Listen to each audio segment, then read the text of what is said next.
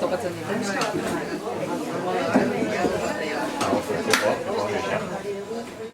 Hemen jarri eta hemen lau bost pertsonak abitzen dira. Gaur badakizue, poesia nazioarteko eguna dela. Eta ikusitza herritxan badola arrobixa, materiala, idazlea, musikariak eta olako zera, politxa izan zitekela ospatzeko eguna montatzea olako uztarketa bat, musika eta poesia. Eta, bueno, Marijo Izaskuni eta okurritu zaie, eta oso ondo idea ontzat eman dugu danok, beraz, hartaitezela, gure, ere. Bueno, esango dizuet, ezagutzen duzuen Maite López de las Heras, idazlea, poeta.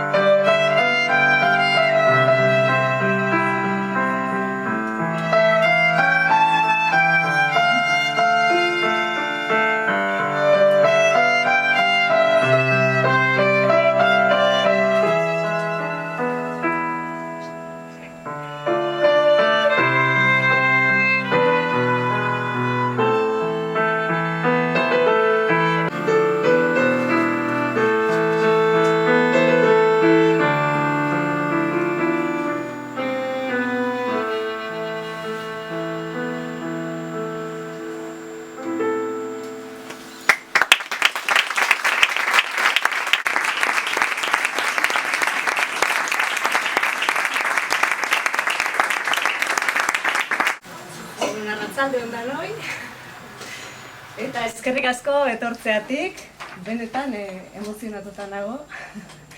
Eta nire gaurko erronka da, negarrik egin gabe bukatzea, eta uste ez dudala beteko, Poza handia ematen dit benetan poesiak halako liburu denda bat betetzea, eta jendea zutik egotea, poemak entzuteko, musikaz gozatzeko, benetan pozgarria da eta harro nago zuetaz eta pitxintxuk eman digun aukera honetaz. Bueno, badakizue gaur martxoaren 21 dela, poesiaren nazioarteko eguna, urtero ospatzen dela, eta horren omenez, pitxintxuk proposatu zuen poesia irakurketa musikatu bat egitea, eta noski plazer bada, hau egin ahal izatea, aukera ematea, eta ohore bat hemen parte hartu ahal izatea. Gainera, asko pozten hau ikustea aniztasuna, ezta? Gazteak, helduak, emakumeak, gizonezkoak, eta horrek betetzea, ezta? Poesiari leku bat ematea, ez? Hori izugarria da, eta adierazgarria baita ere, eta asko betetzen hauen kontua da. Aurtengo poesiaren nazioarteko egunaren leloa edertasuna zabaldu da, ezta? Eta edertasuna nola zabaltzen da? Edertasuna zabaltzen da zabaltzeko aukera edukita, lehenik eta behin.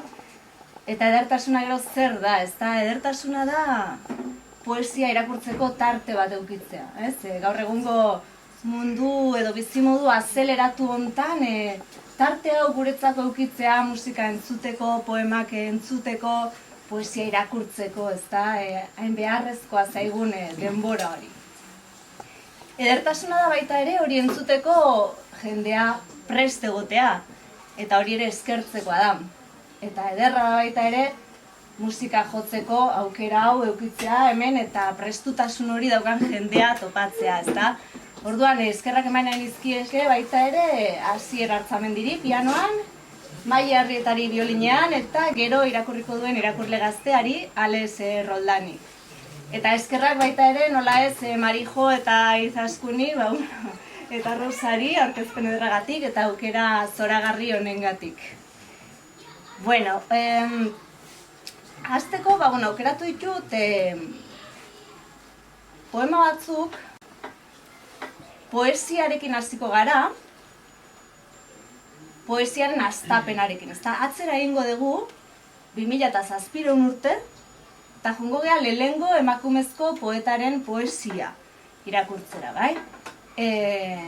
Poeta hori izan zen Safo, ez dakit ezaguna zaizuen, Safo zen Lesboseko poeta bat, lehenengo emakumea, aitzindaria beraz, eta Kristo aurreko 7. mendean kantatu zituen bere poemak, bai? Ze poesia zen kanturako gauza bat, horregatik hain zuzen ere gaur poema irakurketa soila izan beharrean musikatua izango da, poesiak behar duelako erritmoa, kantua eta bestia, ezta?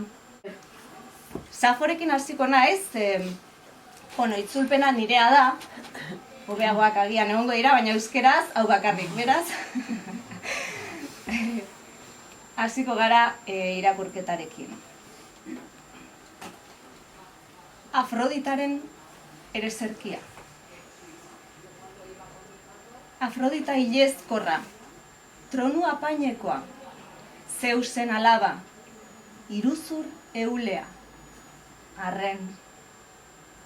Enazazuni nahi gabe eta estualdien eraginpean jarri, oi jainkosa. Zatozona ordea, nire ahotsa urrutitik berriro entzun baduzu, eta aintzat hartu banauzu. Zatoz, zure orga atondu ostean, aitaren urrezko etxea, atzean utzita. Txolarre ederrek bizkor gidatzen zintuzten lurralde ilunetatik zehar, egatsak zerutik harinki astinduz. Eterra zeharkatu eta berehala iritsi zineten. Eta zuk, ene jainkosa zoriontsua, aurpegi ilezkorrean irribarrea erakutsiz, zer gertatzen zitzaidan galdetzen zenuen, zertarako deitzen ote zintudan berriro. Eta nire izaera kaskarinak zer irrikatzen ote zuen. Zein limurtu behar dut zure maitalea izan dadin. Esadazu, oi Safo, nork egiten dizu kalte? Zure gandik aldendu bazen ere, laster joango da zure bila. Ez badu zure oparirik onartu, berak emango dizkizu. Eta gaur maitez bazaitu, gero, zuk nahi ez duzunean ere, maiteko zaitu. Zatoz nire gana, oraingoan ere, askan azazu nahi gabe latz hauetatik. Eta eman, nire gogoak desio duena. Guda honetan, izan zaitez zeu nire aliatua.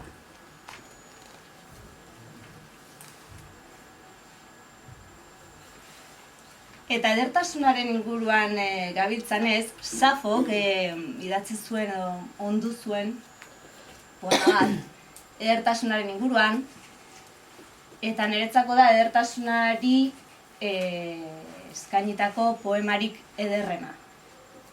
Zergatik, Safok bizi izan garaian, epikak zeukan garrantzia, ez da Troiako gerrak eta gudak eta borrokak eta gerlariak, ezaguna zaigu hau, ez da 2007 urten ondoren, ez da gerrak eta borrokak. Hala ere berak adorea izan zuen esateko. Ederrena ez dala, batzuek ederra zer dan esaten diguten hori. Ederrena norberak maite duen hori dala. Horregatik, hauxe esan zuen. Batzuek diotenez, zaldizko tropa bat da, lur ilunean dagoen gauzarik ederrena. Beste batzuentzat berriz, infanteriazkoa. Eta besteen arabera, itsasontziena. Niretzat ordea, norberak maite duena da. Eta edonorentzat ulerterraza da, izan ere, guztietan ederrena zen Helena, ohore handiko senarra utzi, eta itsasontziz Troiara joan zen, eta etzen oroitu ez alabaz, ez guraso maite ez ere, Ziprisek limurtu baitzuen. Honek guztiak gogorarazi dit, anaktoria orain ez dagoela nirekin, eta haren ibilera maitagarria, eta haren aurpegiko argi distiratsua ikusi nahi nituzke, Lidiarren zalgurdiak baino lehen, soldaduak gerrarako prest egon baino lehen.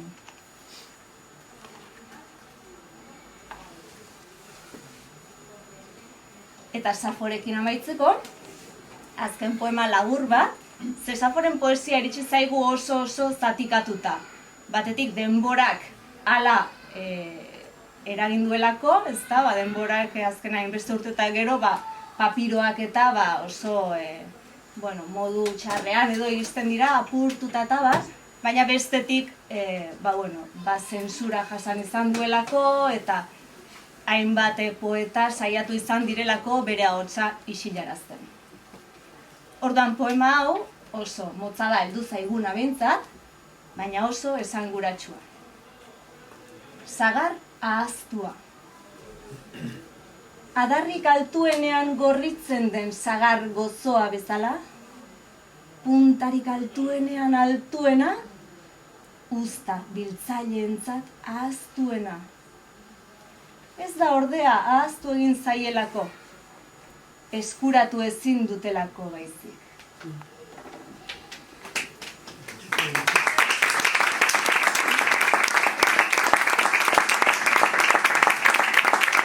Aintzinaroan jarraituko dugu, ez da dana hola izango, lasai? Baina Safo etzan emakume bakarra izan. Asko egon ziren eta horietako batzuk bildu ditut poeta Andreak literatura greko-latindarrean izenburua duen liburuan, antologia bada.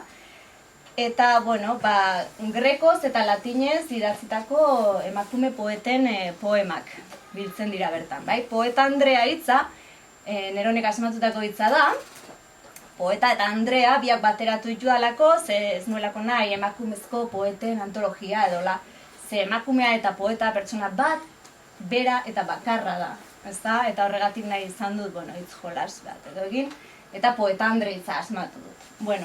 Hemendik irakurriko ditut beste 3 poema, 3 emakume desberdinenak, Hau hasten da garai arkaikoan, Safokin hasten da, eta amaitzen da Erromatar Inperioaren azken urteetan, Kristo ondorengo 4.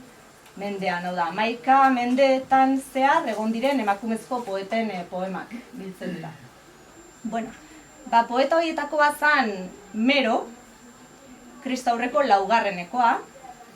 eta Pleiadeak idatzi zuen. Zeus, Kretan hasi zen, boteretsu. Baina zorioneko inork ez zuen haren berri. Bien bitartean, haren gorputz osoa garatzen ari zen. Uso erabeek elikatu zuten arpe jainkotiarraren itzalean, ozeanoko itsas lasterretatik ekarritako ambrosiarekin. Eta arrano handi batek nektarra ateratzen zuen arkaitz batetik, etengabe mokoka. Eta edaritzat eman oizion Zeus zuhurrari. Krono aitari irabazi ostean, burrunba urruneko Zeusek arranoa ilezkortu zuen, eta egoitza zerutiarra eskaini zion. Era berean, uso erabeak ohoratu zituen. Hoiek dira hain zuzen, udaren eta neguaren mezulariak.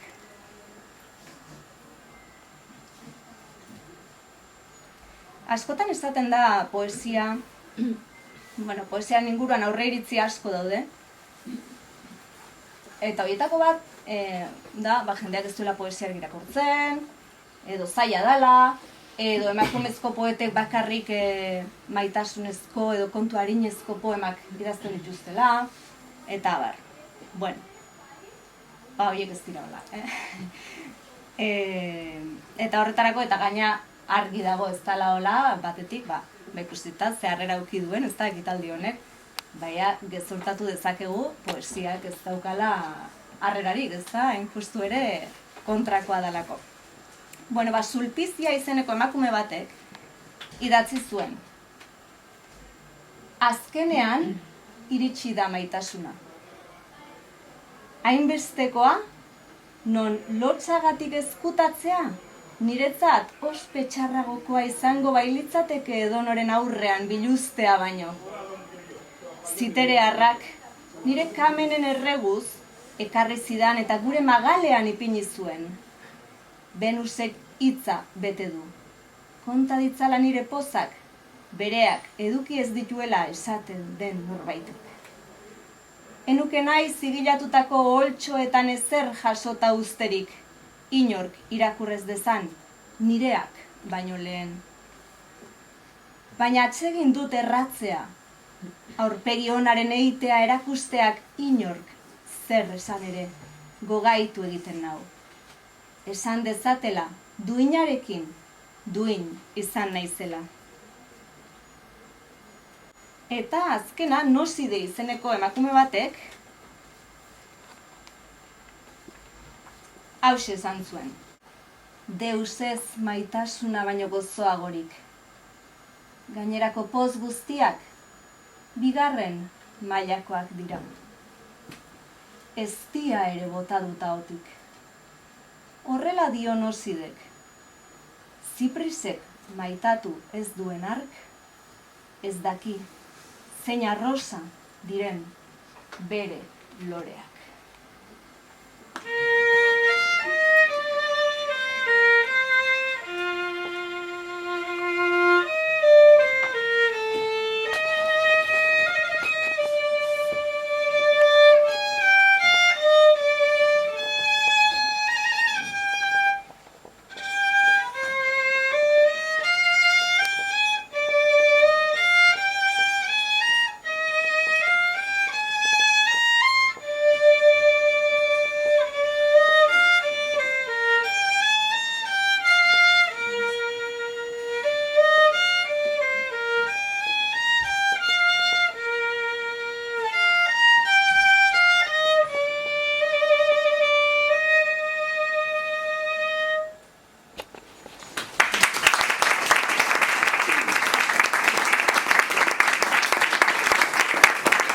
Bai poetak, bai filosofoek eta abar, asko jardun dute gai honen inguruan.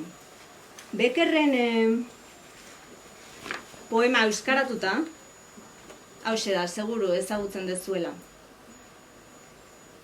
Zer da poesia? Diozu, nire begininian, zure beginini urdina hiltzatzen duzun bitartean. Zer da poesia? Eta zu galdetzen didazu? Poesia zuzara. Poesia zuzara hori, ondo gelditzen da, eta baina ez digu argitzen, ez da poesia zer den, aurrekoa ikusten ez badegu behintzat, ez? Horrek adierazten du poesia subjetiboa izan daitekela, ez da? Edertasuna bezala, ez? Edo edertasunaren kontzeptua bezala. Orduan, Beckerrek 19. mendean idatzi zuen hori, eta nik, horren inguruan edo horri tiraka, edo hori kolokan jarri nahian edo, poema bat idatzi nuen, gaztelaniaz, pienso luego escribo liburuan, hau ez da nire liburuen propaganda egiteko tartea, Baina, bide batez.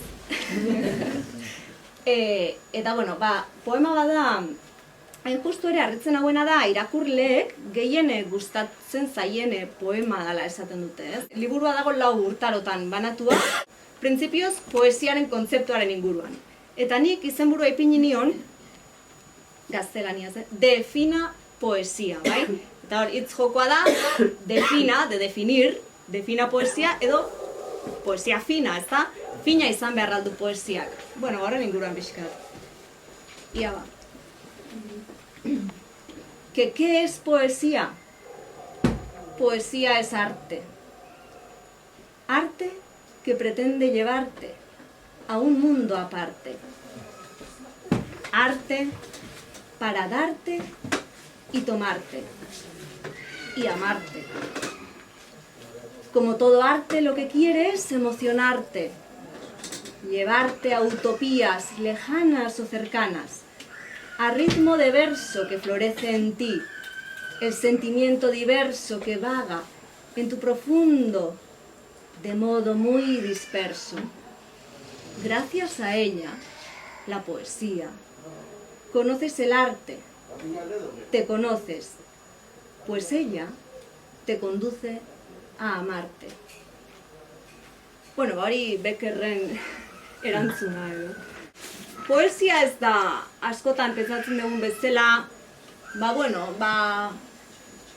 jende mota bati bakarrik dagokion zeo zer, edo adin batetik aurrerakoentzako bakarrik.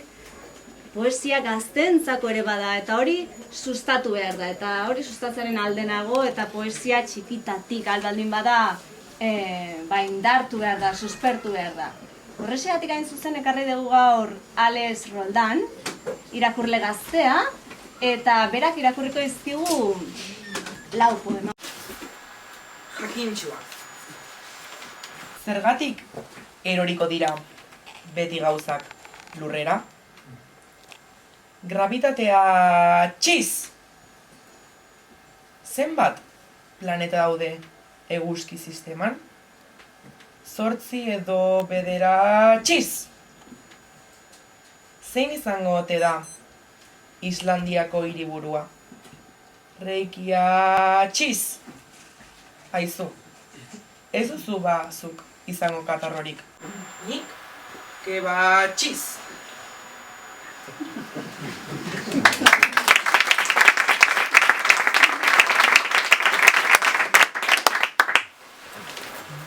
Deskuidua. Brokolia, tipula, sagarra, patata, paper bat hartu dut nik, eta anaia joan da bestearekin. Xaboia, txampua, lixiba, hortzetako pasta. Poema osatu behar izan dut, bere erosketen zerrendarekin. Tomatea, oreganoa, pizza, gazta. Ea zer erosten duen berak nire papereko poemarekin.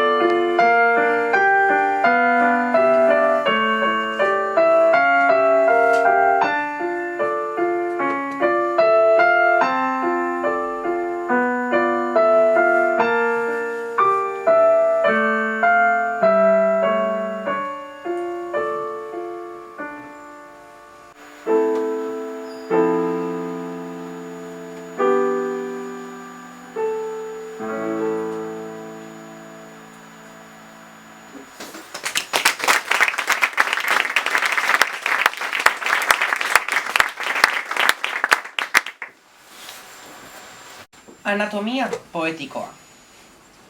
Arrainak ditut gorputzean.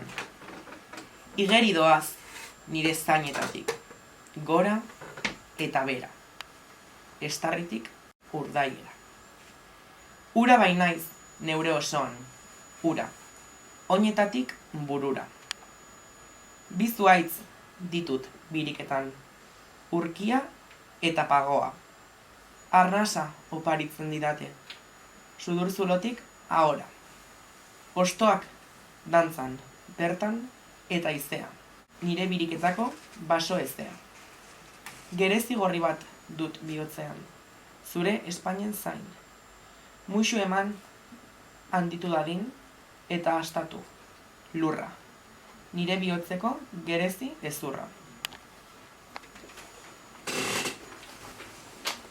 Errezeta poetikoa. Hartu hitz bat eta zatitu, txiki, txiki. Hartu beste hitz bat eta irinetan bildu. Hartu aditz bat eta kipulatan erregosi. Hartu adjetiboa eta kendu azala. Hartu harridura ikurra eta gatza bota. Hartu puntuak eta komak sartu lapikora. Hartu azken hitza eta koilararekin eragin. Sartu guztia labera, eta handik ordu betera, baietz poema bat atera. Labetik platerera, plateretik koilarara, eta koilaratik zure Espainetara.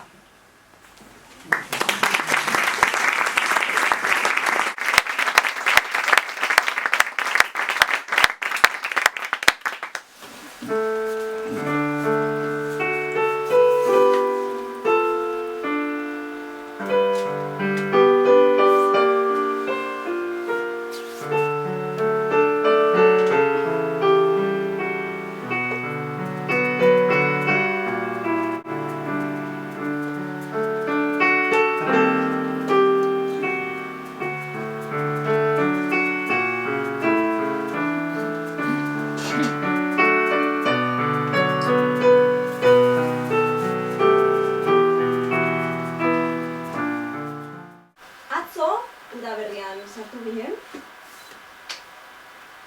Eta, bueno, horren arira edo, Louis Gluck, literaturako Nobel saridunaren poesiaz oroitu nintzen hartzen. Basai Irisa izeneko poema liburuagatik Pulitzer saria ere jaso zuen. Bueno, orduan udaberriarekin lotuta, hainbat poema. Udaberriko elurra. Begiratu gaueko hortziari. Bi izate dauzkat, bi botere mota. Hemen nago zurekin, leiho ondoan. Zure erreakzioari bea. Atzo, ilargia atera zen lur umelaren gainetik beheko lorategian. Orain, lurra dirdiran da nola ilargia, nola argi geruzazko materia hila.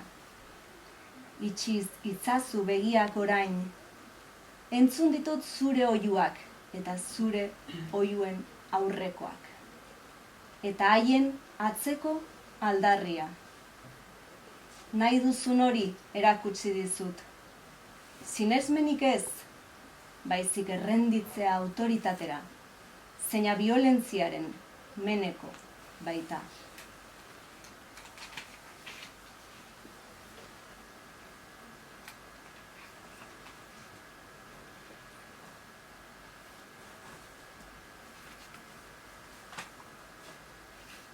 Negu amaiera. Ja negua utzi du batzean. Ia. Mundu geldiaren gainean, txori bat kantuz, bakarti esnatu da adar beltzen artean. Jaio egin nahi zenuten, jaiotzen utzi nizuen. Inoiz jarri alda nire nahigabea zuen plazeraren bidean. Murgil eginez aurrera ilunpean eta argitan aldi berean, zirrararen irrikaz, berritasun bat bazinete bezala, zeuen burua adierazi nahian, oro distira, oro bizitasun. inola ere pentsatu gabe, hau batere kostako zitzaizuenik, inola ere irudikatu gabe nire ahotsaren soinua, zuen parte ez den zerbait bezala. Beste munduan ez duzu entzungo, ez argiki berriro, ez txorikantuz edo giza oiuz, ez soinu argirik, durundi etengabe bat soilik, soinu orotan, agur, agur esanez. Elkarrengana lotzen gaituen lerro jarraitu bakar hori.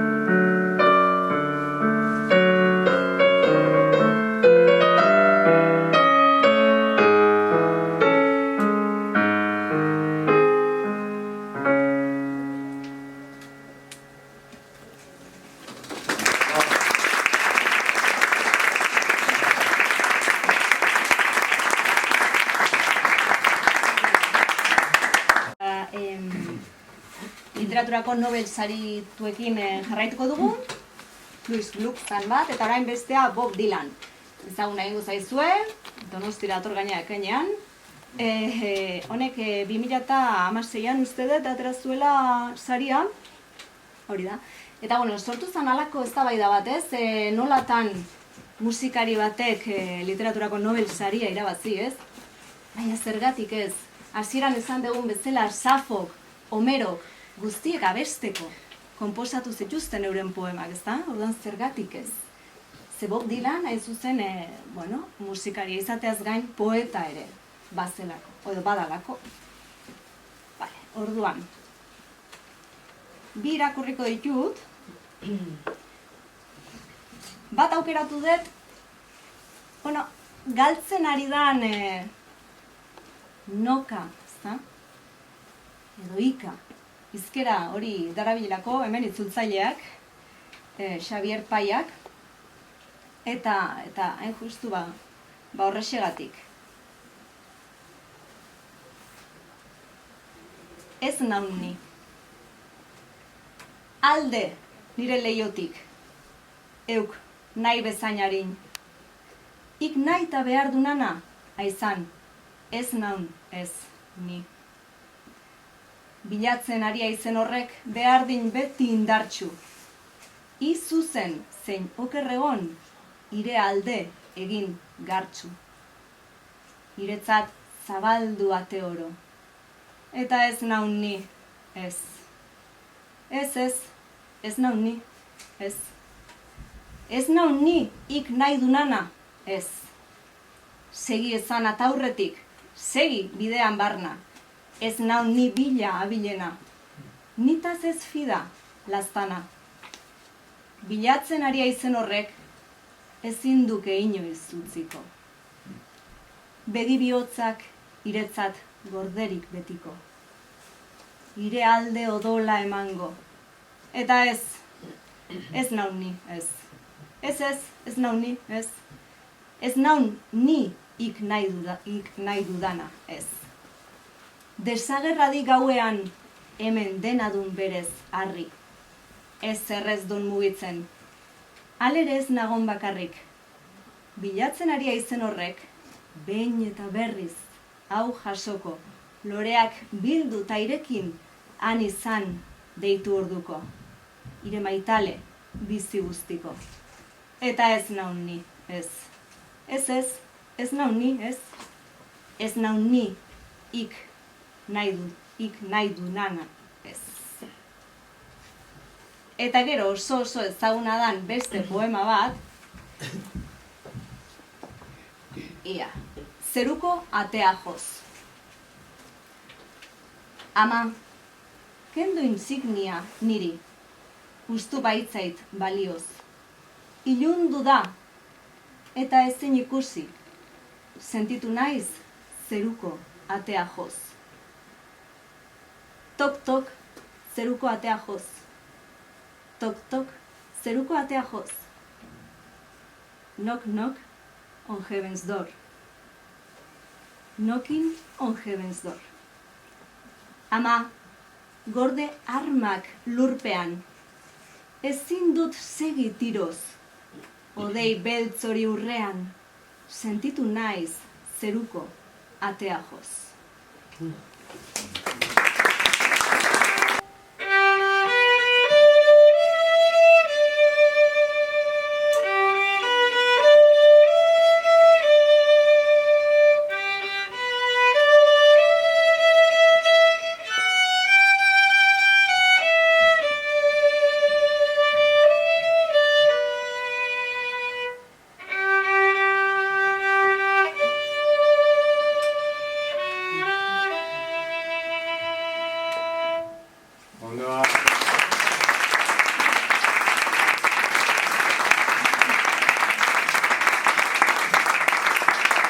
Bueno, ja pixkat itxiera ematen joateko, nik segiko nuke, baino. Alfonsina Storni ekarri dugu gogora. Itzultzailea, ziurrenik ezaguna egingo zaizue, Uxue Alberdi izeneko elgoibartar bertsolari, idazle eta hemengo alaba, ezta? Eta iloba. Bueno, Alfonsina Storni, poeta argentinarra izan zen, maistra izan zen baita ere, 19. mendekoa, bularreko minbizia diagnostikatu zioten eta nahiko gaizki eraman zuen, deprimitu egin zen eta azkenik bere buruaz beste egin zuen. Leyenda erromantikoenek diotenez, itsasora sartuta hil zen, ezta? Askotan errepikatzen den gauza bada gainera, bere buruaz beste egiten duten poetek, normalean uretara, ezta? Jotzen dute. Horren harira, 46 urterekin nintzen, Alfonsina y el mar, ez dakit ezautuko duzuen, Ariel Ramirez izeneko piano jotzaile batek konposatutako zamba bat, zamba da dantza mota bat, eta Mercedes Sosak lehenbizikoz argitaratu zuen eta gero Asierrek joko digu. Eta 2012an, pelikula bat egin zan baita ere Alfonsina y el mar. Orain irakurriko dugu, itsasoaren aurrean.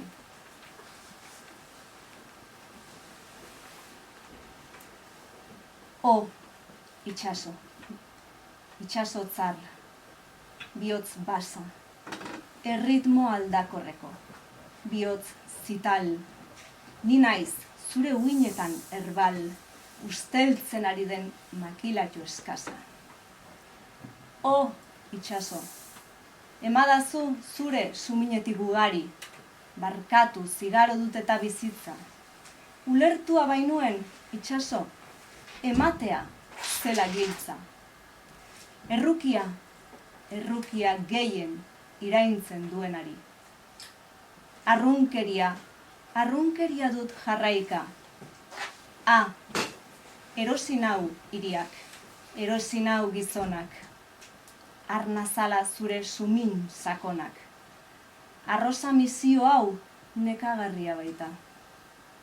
Ikusten arruntori, arruntorrek damait pena. Atza dut faltan eta falta horretan geran adin, ez ulertu nahiago nuke, baina ezin. Arrunkeria da pozoitzen dauena. Pobretu nintzen, ikastea delako mingotsa. Pobretu nintzen, ikastea delako ito beharra. Bedeinkatua harriaren indarra, baina nik aparrezkoa izan bihotza. Itsaso, nik zu lakoa nahi nuen izan. Noiz eta nire bizitza oren epeletan, zabaltzen zen arratsaldeetan. Nik zulakoa nahi nuen izan. Ikus nazazu hemen, txiki, erkin, minek eta ametsek guztiz bentzitua.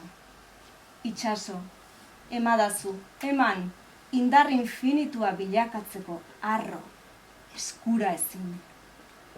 Emadazu zure gatza, jodoa, basakeria, itxasairea, erauntzia, sumina, zorigaiztokoa naiz, sasi ziztrina, eta hilen naiz itxaso, nire gabezian eroria. Eta itxastarra dut arima, ez besterik.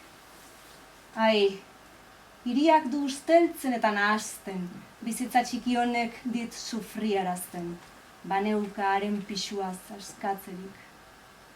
Doala egan nire zeta, esperantzarekin batera. Nire bizitza, agian txarretan txarrena, arteria geldigaitza behar zuena, apenas den orbain, baina beti, minbera.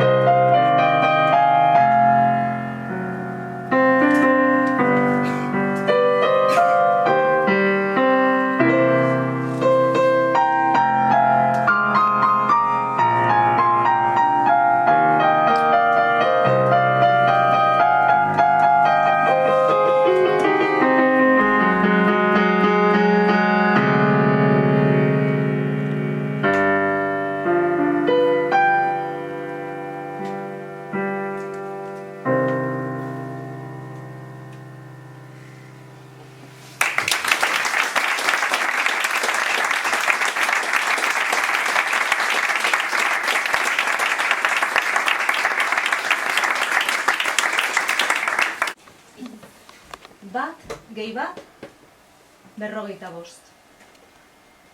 Horiek emandako urteak. Gehiago, liburuak. Askoz gehiago, jostailuak, lumak, arkatzak, barreak, ariak, oialak, pitxiak, amantalak, eta asko, igotako mendiak, egindako lagunak, ureztatutako arrosak, deskontuak, bonuak eta devoluketak, zaindutako bezeria, kate horratzak, desagertutako liburuak, jositako sareak, ehundutako giro alaiak, brodatutako ilusioak, jaitsitako mendiak, ezustean agertutako liburuak, eta espazioak, ametsentzat, hitzentzat, sekretuentzat, josteko makinentzat, makina bat konturentzat, lagun, ezagun, bizilagunentzat, bertako eta bertara propio etorritako bezeroentzat, Ator, pitxin. Adoretzen du amak irakur dezan, jolas dezan, etorkizun zabaleko ume maitea. Eta esker honez abesten du herriak. Ez adiorik pitxintxuko aizpabiak.